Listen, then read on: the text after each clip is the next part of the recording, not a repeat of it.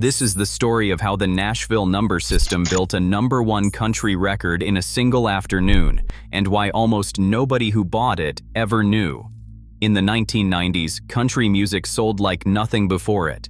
Garth Brooks outsold rock stars. Shania Twain went RIAA diamond. And the secret behind all of it wasn't the faces on the album covers. It was a small, fixed crew of people you never saw, working a system so fast and so quiet that a whole platinum record could come together between lunch and dinner. To understand how, you have to start with a single piece of paper. And it isn't sheet music. Almost nobody in a Nashville session was reading sheet music. They were reading numbers. Go back to the late 1950s. A singer named Neal was part of the Jordanaires, the vocal group standing right behind Elvis Presley on hit after hit. The Jordanaires worked relentlessly, sometimes 4 separate recording sessions in a single day, and old-fashioned notation was just too slow to keep up. So Matthews built himself a shortcut. Instead of writing out chord names, he wrote down numbers, each one standing for a step in the musical scale.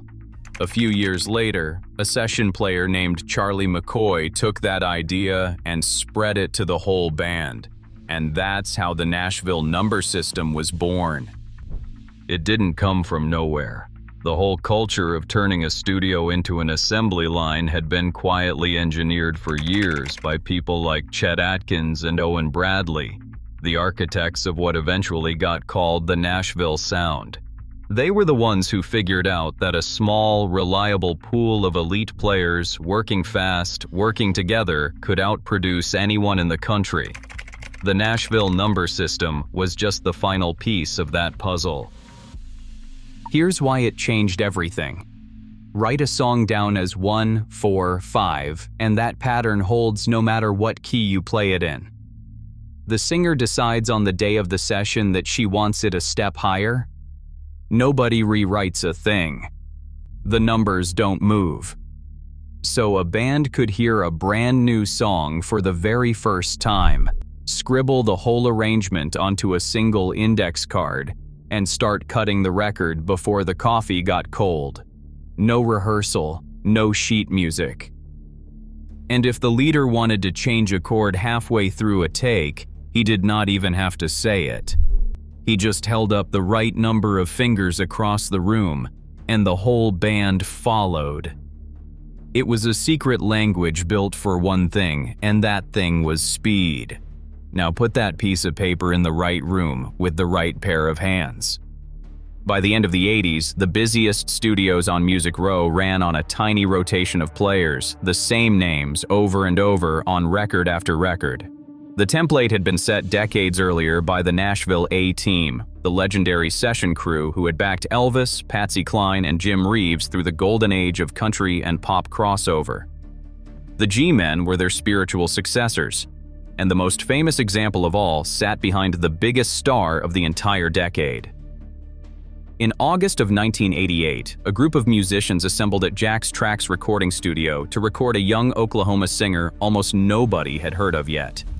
They called themselves the G-Men.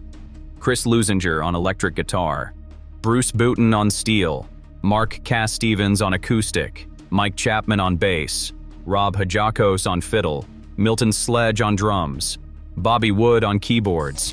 7 men in a room, with producer Alan Reynolds and engineer Mark Miller behind the glass. That unknown singer was Garth Brooks. And from 1989 all the way to 2001, that same 7-man band played on virtually every blockbuster he ever made.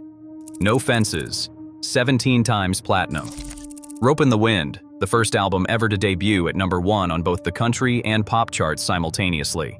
The boot-scooting anthems, the slow heartbreakers, the stadium-sized choruses. When you picture the Garth Brooks sound in your head, you're not picturing the hat, you're picturing these 7 people. Sit with what that actually means. The best-selling solo artist in the history of American music didn't chase a brand new sound from one album to the next. He kept the same crew, in the same chairs, for more than a decade. That seamless consistency you hear across all those records wasn't luck. And it wasn't magic. It was the same fingers, the same instincts, the same room, again and again and again. And Garth wasn't the exception. Up and down Music Row, a shockingly small pool of session aces turned up on record after record for star after star. Flip between the decade's biggest names, and more often than not, you were hearing the same handful of hands, often the same guitars. Sometimes literally the same instrument, plugged into the same amp that had already played on a dozen other hits you loved. So picture the actual workday, not a glossy montage, the real thing. A standard Nashville session ran 3 hours, and in those 3 hours, the band was expected to walk out with finished master recordings, not rough sketches, not demos, but the real final takes that would press straight onto the album.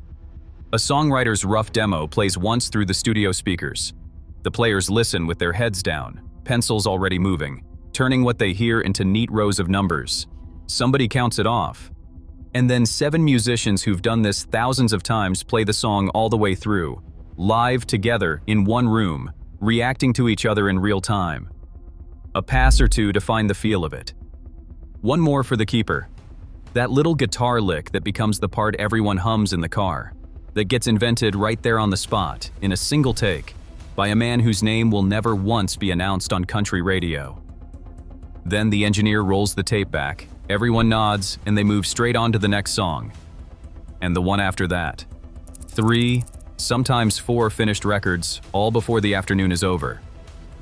There's a strange kind of magic in that speed. A song written months earlier in a cramped little publishing office becomes a permanent recording in about the time it takes to watch a movie. The record that ended up soundtracking somebody's wedding, somebody's divorce, somebody's long drive home in the dark, it existed, in its complete and final form, by supper time. And here's the part that stays with you. The people who actually built these records almost all went home anonymous. They were paid a flat fee for the session and walked away, not a single cent of royalty, while the records they played on went on to sell millions. Their hands are on songs you know by heart, songs that have played at funerals and county fairs and out of car windows 10,000 times, and you could stand behind any one of them in a grocery store line and never have the faintest idea. They weren't chasing fame. Most of them just wanted to be finished by 6 so they could make the next session clear across town. That machine is also exactly what made the decade sound so seamless. When a small group of players cuts most of a genre's hits, using the same shorthand, in the same few rooms, of course it all fits together, because in the most literal sense possible, it was made by the same hands.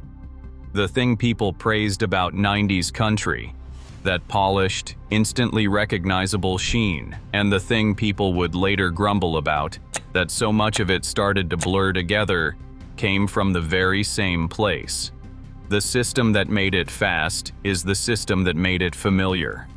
So the next time one of those records comes on, the one that drops you straight back into a different year of your life, try something. Don't picture the star. Picture a small, plain room on Music Row on an ordinary weekday afternoon. Picture 7 tired, brilliant musicians reading a song off a card covered in numbers, running it through twice and nailing it on the 3rd. Picture Alan Reynolds leaning back in the control room and an engineer leaning into the talkback and saying, "That's the one, let's move on." Because that #1 hit you love wasn't handed down from on high. It was built. Quickly, quietly, by people you'll never picture. And that's exactly why it sounded perfect.